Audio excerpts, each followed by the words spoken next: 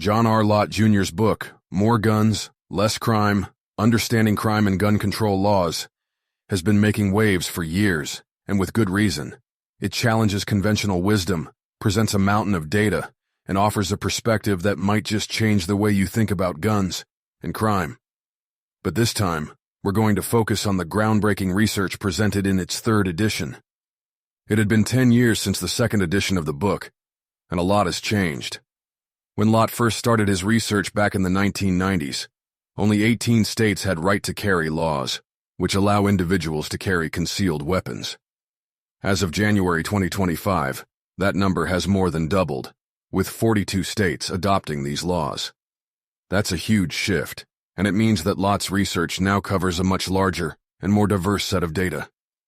In the original study, Lott and his colleague David Mustard analyzed crime data from 1977 to 1992, focusing on the relationship between right-to-carry laws and crime rates. They found that these laws were associated with a decrease in violent crime. The second edition extended the analysis by 4 years and included data from 28 states. Now in this third edition from 2010, Lott has expanded the data to cover 29 years, from 1977 to 2005, and 40 states. That's a massive amount of data, and it allows for a much more comprehensive analysis. So, what does this new data tell us? Well, first of all, it confirms the original findings. Lott's research continues to show that right-to-carry laws are linked to a reduction in violent crime. But it's not just about confirming past results. The expanded data set allows Lott to address new questions and explore the impact of other gun laws that have been enacted in recent years. One of the key new areas of focus is the Castle Doctrine, which states that individuals do not have to retreat before using a gun in self-defense. This is a significant shift in the legal landscape, and Lott examines how it affects crime rates. He also looks at the federal assault weapons ban, which was in effect from 1994 to 2004. This is a rare opportunity to study the impact of a gun law both before and after its implementation. Lott's research is not just about numbers and statistics. He also delves into the emotional and political aspects of the gun debate. He expresses amazement at the lengths people will go to attack his research and distort his findings. He admits that he was naive about the political intensity of the gun issue when he first entered the debate. But despite the attacks, he remains committed to presenting the data and letting the evidence speak for itself. Now let's talk about the debate. Lott's work has sparked a fierce controversy, with passionate arguments on both sides.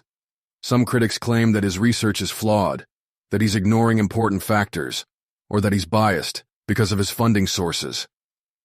But Lott counters these criticisms by making his data available to other researchers and by addressing the concerns raised by his critics. One of the most common criticisms is that Lott's findings are not robust, that they don't hold up when different statistical methods are used. But Lott argues that his results are consistent across a wide range of specifications and that they are supported by the data. He also points out that no refereed academic study has found that right-to-carry laws increase crime. Another criticism is that Lott's research doesn't account for the fact that criminals might switch to other types of crime if they know their victims might be armed. But Lott's data suggests that this is not the case.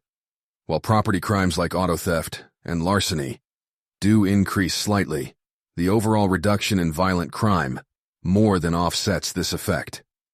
Now let's look at some of the evidence. Lott's research shows that when states adopt right-to-carry laws, murders fall by about 8%, rapes by 5%, and aggravated assaults by 7%. These are significant reductions, and they translate into thousands of lives saved and countless injuries prevented. But what about the argument that guns in the home increase the risk of suicide or domestic violence?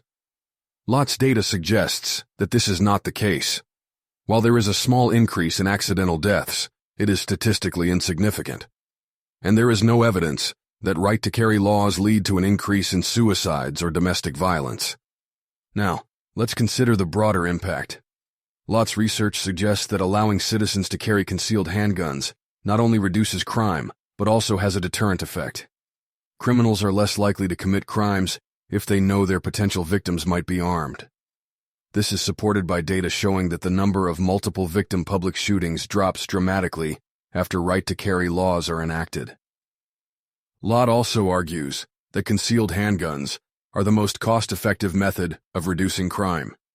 The benefits far outweigh the costs, and the data shows that the net savings to society are substantial. For example, in 1992, the estimated gain from allowing concealed handguns was $5.7 billion. So what's the bottom line? Lott's research challenges the conventional wisdom that more guns lead to more crime. Instead, his data suggests that the opposite is true. More guns can lead to less crime. This is a controversial conclusion, and it's one that has sparked a heated debate. But Lott's work is based on a massive amount of data, and it's supported by a growing body of research. This has been a BrightLearn video from BrightLearn.ai on the book More Guns, Less Crime, Understanding Crime and Gun Control Laws, 3rd edition, by John R. Lott Jr.